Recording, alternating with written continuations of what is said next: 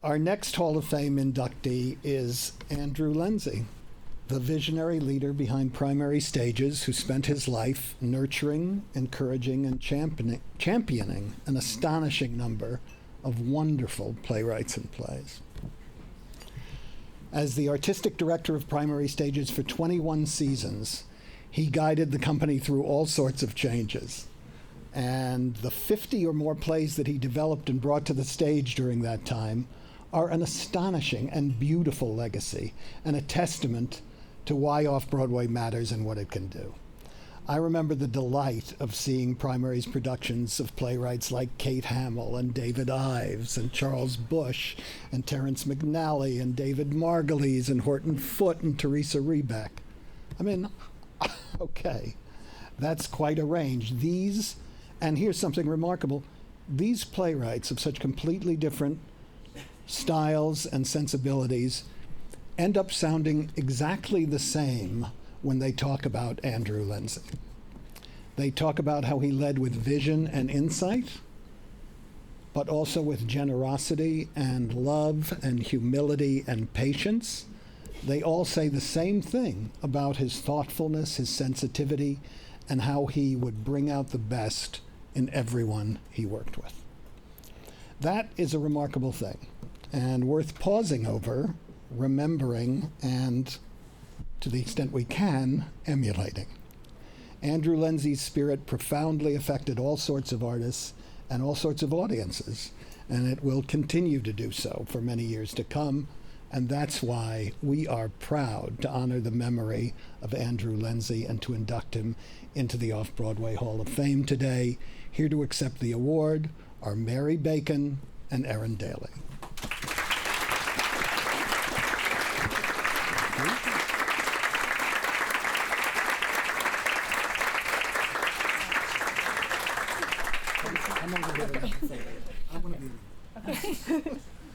Okay, this doesn't happen to me very often. So okay. Oh, thank you. See, this is, I brought our son. Andy and I were married, if you didn't know. I think most people know Andrew Leynse in this room. And I brought our son a body today. And it's still a little fresh for me. I didn't really write a big speech, but I did want to have Erin, the new interim artistic director at Primary Stages, because Andrew and Erin worked together on so many shows, and he just thought the world of her. He would always say, she's so smart.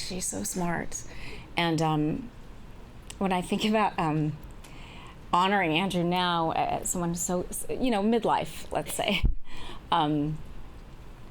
I just wish he was here to see that he was thought of this way, although I'm not sure that really mattered to him a whole lot. What mattered to him was the production and keeping the theater afloat. And I would say, he has such a long history, a lot of illustrious playwrights he's worked with, and producers he's worked with, like Ted Snowden is one of his dearest collaborators and friends of Primary Stages, and Casey Childs. This is why he came to Primary when he was really right out of drama school. He was artistic director for 21 years, but he came right out of drama school because Casey said he would give him a job, being paid nothing, I think. But he did love he loved theater, and I just think of him recently, and he was so proud of On That Day in Amsterdam and Peerless, and I think they were both named by the Off-Broadway Alliance for Best Play this year. I think I read that, and that would have just been. He was like, "Gosh, I wish I could get. I want people to notice these plays." I thought they were extraordinary, and he would have been so. He would have been just so proud of that instant this year, achievement. And I know that he wants Primary to go on, and I know he is thrilled that Erin has been named interim artistic director, because she's he just thinks the world of her. So that's all. I wanted to bring Erin up here so you will know who she is. Thank you, Mary. Beyond the 50 shows that Andrew had produced at primary stages, between the development programs he founded, his work with Colorado New Play Festival, Theater Works, and all the other readings and work he did, there are hundreds and hundreds of plays that exist in this world because of Andrew. And one thing that he always said, that as we were working through productions, and whether it was we had just nailed down the final show of the season, or we finally got a great review in, or if we just lost an actor to a pilot in Hollywood, he would always say, another great day in the theater.